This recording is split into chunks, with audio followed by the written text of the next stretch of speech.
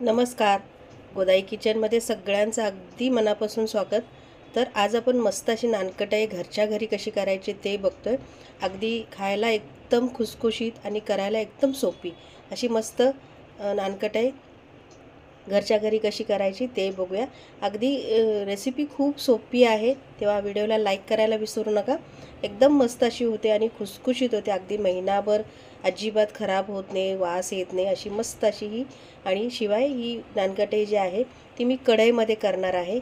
अगदी ओव्हन किंवा भट्टी कशातही मी करणार नाही आहे, कढईमध्ये करणार आहे घरच्या घरी. तर अगदी आता मुलांना सुट्ट्या लागल्यात आणि दिवसभरात काही ना काहीतरी मुलांना खायला द्यावं लागतं, किंवा आपणही बाहेरून आलो, तहान लागली, एखादं बिस्किट खाल्लं, पाणी पिलं, अगदी आपण घरी बनवलेलं असतं, त्यामुळे मस्त असतं. तर त्यासाठी मी इथे काय केलं आहे, साखर घेतली. एक अर्धा किलो साखर, अर्धा ते 600 ग्रामपर्यंत साखर पुरेशी होते 1 किलो मैद्यासाठी. तर इथे मी 600 ते 650 ग्राम साखर दळून घेतली. आणि इथे मी वनस्पती तूप घेतलं आहे. तुम्ही जे साजूक तूप असतं ते घेतलं तरी चालेल, पण जर जास्त करणार असाल तर मात्र वनस्पती तूप घेतलं तरी चालेल. वनस्पती तुपामध्येच खरं म्हणजे नानकटाई जी आहे ती खूप छान होते आणि खुसखुशीत होते. घरच्या जर साजूक तुपामध्ये करणार असाल तर थोडीशी जास्त तेल होतं किंवा अशी जास्त थोडीशी कडक होण्याची शक्यता असते. तर वनस्पती तुपामध्ये अगदी मऊ खुसखुशीत या नानकटाई होते. तर एक 600 ग्राम साखर, पिठी साखर आणि 800 ग्राम वनस्पती तूप घेतले मी. आणि आता हे दोन्ही एकत्र मिक्स करायचं आहे. एकदम छान मऊसूत होसपर्यंत मिक्स करत राहायचं आहे. हे बघा, बघू शकता मी सगळं घेतलं. एक 800 ग्राम वनस्पती आहे ते घेतले. आणि आता हे साखर आणि तूप आधी आपल्याला मिक्स करून घ्यायचं आहे. पूर्ण मिक्स करून म्हणजे अगदी मऊसूत असा गोळा तयार झाला पाहिजे, असं फेटून घ्यायचं आहे. आणि मग आपल्याला मैदा मिक्स करायचा आहे. मैदा लगेच मिक्स करायचा नाही.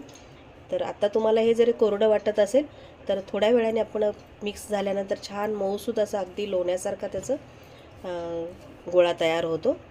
हे बघा, थोडासा वेळ आहे हे मिक्स करण्यासाठी, थोडंसं वेळ लागतो. हे बघा, बघू शकता एक 5 मिनिट छान फेटलं आणि बघू शकता तुम्ही अगदी लोण्यासारखा साखर आणि फक्त याच्यामध्ये वनस्पती तूप घातलेलं आहे मी. हे बघा, अशा पद्धतीने इतकं मऊसपर्यंत आपल्याला हे मळत राहायचं आहे. आता यामध्ये थोडंसं अगदी चवीनुसार मीठ घालायचं. अगदी गोडाचा पदार्थ आहे, थोडंसं अगदी पाव चमचा मीठ घातलं.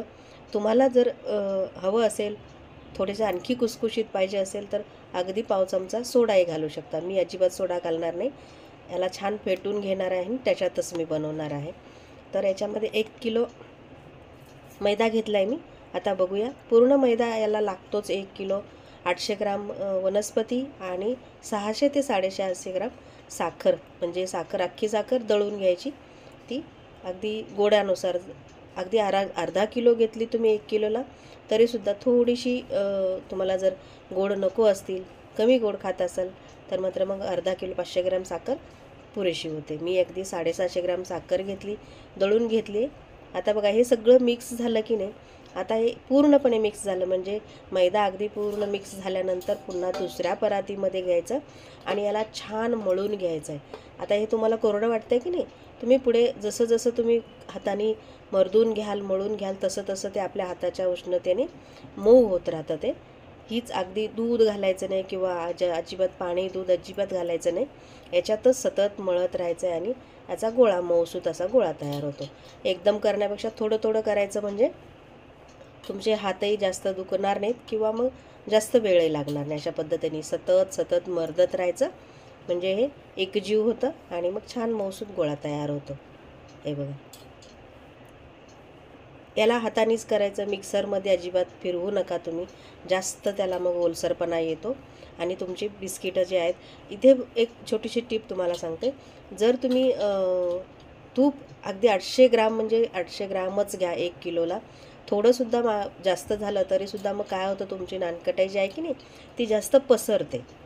तेवढीच अशी गोल तुम्हाला करायची असेल तर अगदी परफेक्ट प्रमाण आहे 1 किलो मैद्यासाठी 800 ग्राम तूप. आता साखर कमी जास्त तुम्ही करू शकता. हे बघा, जसं जसं मळेल तसं ते एकजीव होत राहतं आणि मऊसूत ते पीठ तयार व्हायला लागतं. इथे अजिबात मी दूध वापरलेलं नाही, तुम्ही बघू शकता. आणि एवढा वेळ लागतो त्याला, ते जे मळायला एवढा वेळ लागतो. आता मी एक मूठभरच घेतलं आहे, बाकीचं सगळं अशाच पद्धतीने हे करून घेणार आहे आणि मग याला छान कढईमध्ये भाजून घ्यायचे आहेत. आता जास्त असतील तर मग आता दिवाळीच्या वेळेला जेव्हा करते मी त्यावेळेला मात्र मग भट्टीमध्ये जाऊन भाजून आणले तरी चालतात. आता हे मी अगदी घरच्या घरी कढईमध्येच करणार आहे. हे बघा झालं की नाही मऊसूत, अगदी भाकरीच्या पिठासारखं मऊसूत झालं, बघू शकता तुम्ही. अशाच पद्धतीने हे सगळं पीठ मळून घेणार आहे आणि मग त्याचे नानकटे तयार करायचे. हे बघा मगाशी किती फटफडीत होतं बघू शकता. आत्ता एकदम कसं आपल्या हाताचं जसं उष्णता लागेल की नाही तसं ते मऊ व्हायला सुरुवात होते, पातळ व्हायला सुरुवात होते.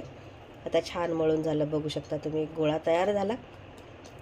असेच सगळं पिठाचे गोळे करून घेते मी आणि मग नंतर एकदमच भाजून घ्यायचे.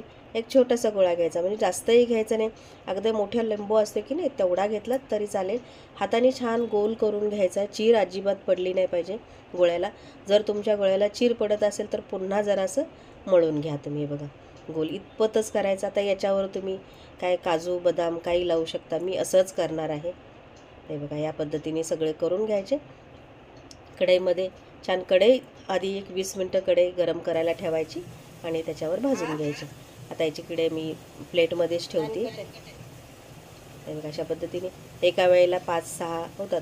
थोडंसं अंतर ठेवायचं म्हणजे ते फुलून येतात. आता इथे मी कढई एक 20 मिनटं कढई गरम करत ठेवायची आणि त्यावर ठेवून द्यायचं आणि 20 ते 25 मिनटं याला झाकून छान भाजून घ्यायचे.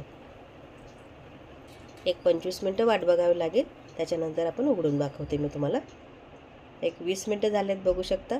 हे बघा मस्त अशी ही खरपूस रंगावर. मध्ये मध्ये थोडंसं एक 20 मिनटं झाल्यानंतर 18 ते 20 मिनटं झाली की उघडून बघायचं थोडंसं. हे बघा मस्त अशी वरून खालून छान फुललेली आहेत बिस्किटं. एका वेळेला 5 ते 6 कढईमध्ये करायचे तर एक 5 ते 6 होतात. अशा पद्धतीने मी सगळे करून घेतले आणि बघू शकता अगदी खुसखुशीत होतात हे बिस्किटं.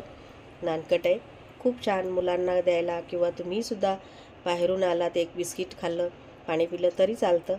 रेसिपी कशी वाटली मला कमेंटमध्ये नक्की सांगा. सबस्क्राईब करा.